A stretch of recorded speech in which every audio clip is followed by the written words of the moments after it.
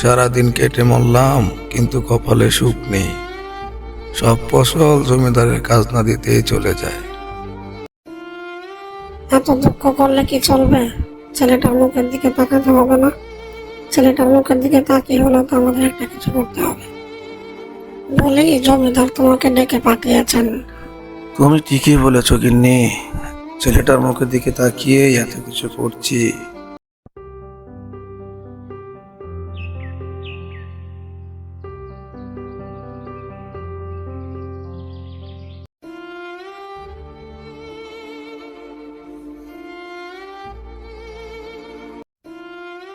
আদাব বাবু, আমাকে ডেকেছেন?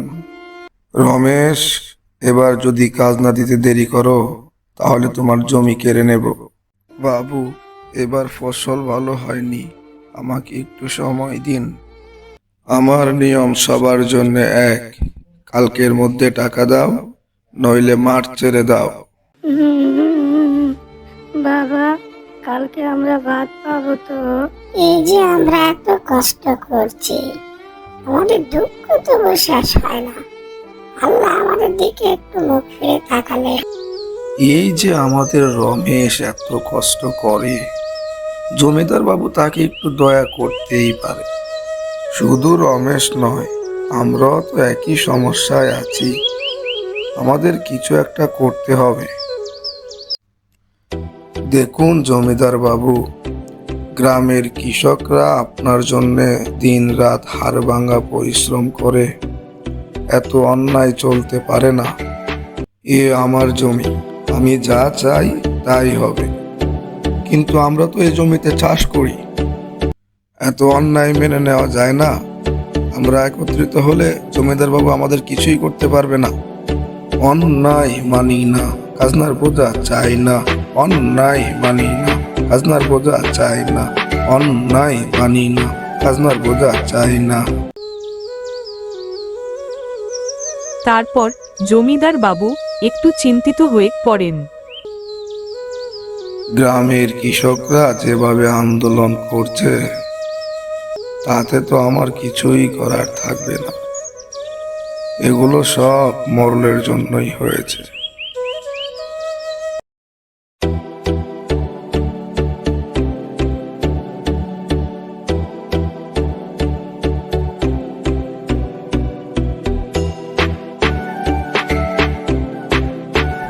শোনো মরল, আমি এবার সিদ্ধান্ত নিয়েছি, খাজনা কিছুটা কমিয়ে দেব।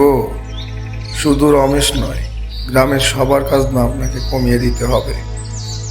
ঠিক আছে, গ্রামের কৃষকদের জন্য আমি আমার নিয়ম শিথিল করলাম। জমিদারের এই অন্যায় অত্যাচার আমরা কিছুতেই মেনে নেব না। প্রয়োজন হলে আমরা জমিতে চাষ করব, নতবা জমিতে চাষ করব না, তবু আমরা অন্যায়কে মেনে নেব না। শুনো মিয়ারা, খুশির সংবাদ আছে, এবার জমিদার তোমাদের খাজনা কমিয়ে দিয়েছেন। এবার ভালো করে জমিতে ফসল ফলাও।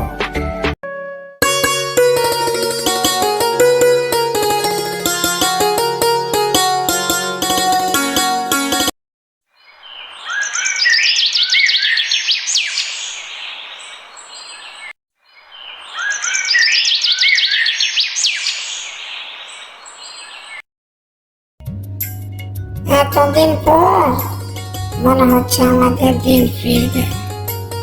শোনো, ঐক্যের জয় সব সময় হয়। আমরা যদি একসঙ্গে থাকি, কেউ আমাদেরকে অন্যায়ভাবে দাবিয়ে রাখতে পারবে না।